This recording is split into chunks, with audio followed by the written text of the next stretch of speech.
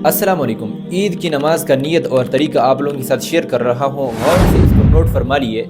बहुत सारे लोग ऐसे होते हैं जिनको ईद की नमाज का पता नहीं होता है, फिर नमाज के दौरान इधर उधर देखते हैं और अपनी नमाज को ख़राब कर लेते हैं। देखिए, सबसे पहले नंबर पर है नियत। नियत आपने इस तरह करना है कि नियत करता हूँ 2 रकात नमाज ईद उल फितर वाजिब की 6 ज़ायद तकबीरों के साथ अल्लाह ताला की रज़ा के लिए पीछे इस इमाम के, और उसके बाद इमाम अल्लाह अकबर जब कह दे आपने भी हाथ उठाने हैं और अपने हाथों को बांध लेना है।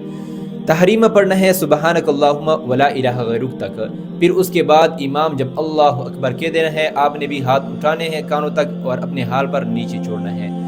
3 मरतबा इमाम तकबीर कहेगा, आपने हाथ उठाने हैं और अपने हाल पर फिर छोड़ना है। और उसके बाद इमाम फिर सूरतुल फातिहा पढ़ना शुरू कर लेगा। सूरतुल फातिहा के बाद किरात करेगा, रुकू सजदा करेगा।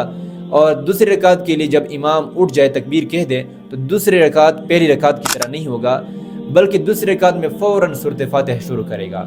सूरह फातिहा के बाद किरात करेगा और किरात के बाद रुकू जाने से पहले 3 ज़ायद तकबीर इमाम दोहराएगा।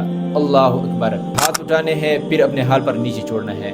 3 मरतबा इमाम तकबीर कहेगा और 3 मरतबा आपने अपने हाथों को उठाना है और अपने हाल पर नीचे छोड़ना है। और उसके बाद चौथी तकबीर इमाम कहेगा, वो रुकू के लिए होगा, उसके बाद आपने रुकू में जाना है।